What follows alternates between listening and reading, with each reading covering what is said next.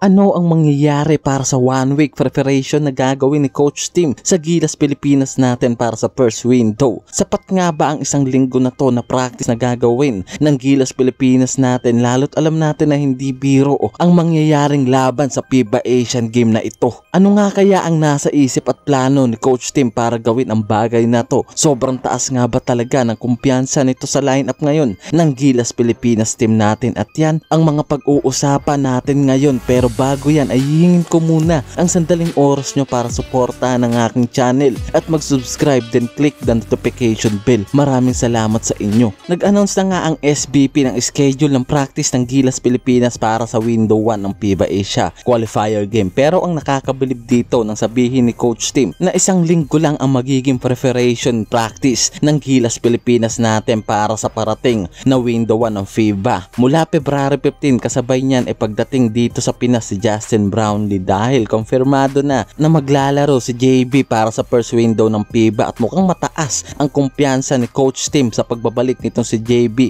sa team ng Gilas natin. Pero naging malaki naman ang sakripisyo nito matapos na hindi maglaro sa Barangay Ginebra at mas priority na nga nito ang paglalaro at pagpractice nito sa FIBA na mangyayari. At balik na nga tayo dito sa ating main topic, dahil sa 1 week preparation nga raw na gagawin nitong si Coach Tim para sa Gilas Pilipinas natin. Ano nga ba kaya ang nasa isip nito para gawing 1 week lang ang preparation ng Gilas team? Dahil alam naman natin na hindi biro ang mangyayaring laban dito, at sa apat nga na team nakasama natin sa bracket B ay magiging sapat nga kaya ang isang linggong preparation na gagawin ng Gilas team natin, o sadyang mataas ang kumpiyansa ni Coach Tim sa lineup natin ngayon ng Gilas Pilipinas team. Lalo't sigurado na maglalaro sa atin si Justin Brownlee, at nakakapagtaka lang dito ay hindi kumuha si Coach Tim ng mga reserve player sa team ng Gilas para kung sakaling magkaroon ng aberya sa players ay hindi na mamumroblema pa. Pero walang kinuwang reserve player dito si Coach Tim sa Gilas Pilipinas ngayon. Grabe nga talaga kung iisipin natin, ibang klase nga talaga ang program at sistema na gagawin nito sa Gilas team natin, at wala tayong idea about sa bagay na yan kung ano ang gagawin ni Coach Tim sa Gilas team natin na sasabak ngayon sa FIBA Asia Qualifier Game. Pero ayon nga dito kay Coach Tim na sa pag-set niya sa 7-day full day practice ng Gilas para hindi nga raw magambala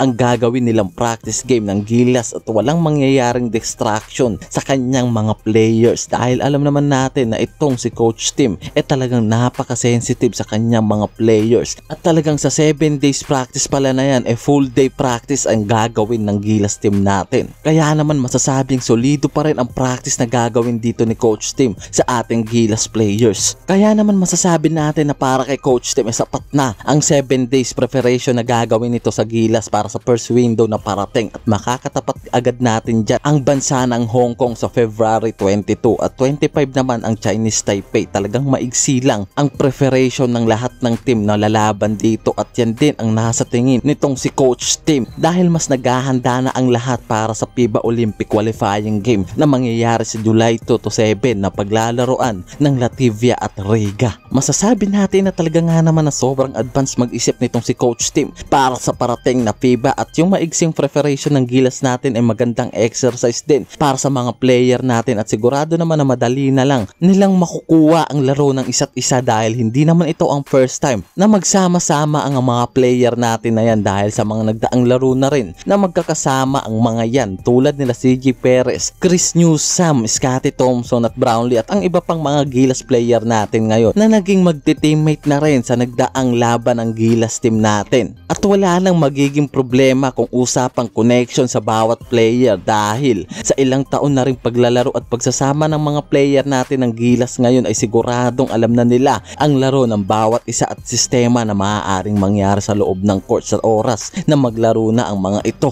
At yan ang isa sa mga tingin ko na dahilan ni Coach Tim kung bakit maigsi na rin ang ginawa nilang preparation para sa first window ng FIBA Asia Qualifier Game. At isa rin sa mga tingin ko ay sobrang taas ng kumpiyansa at tsansa ng Gilas natin na talunin ang tatlong team na kasama natin sa bracket B. Kaya naman mapapansin natin na mas pinaghahandaan na ng Gilas natin ang second window na parating sa July. Grabe ang taas ng kumpiyansa ni Coach Tim para sa 12 players ngayon ng Gilas natin. Kaya naman ganun na lang kaigsi ang ginawa nitong preparation para sa window 1 na gaganapin ngayong February yan. Maraming salamat sa pagsama para pasukin ang buhay ng may buhay, pero buhay ng ating mga idolo. Maraming salamat sa inyo.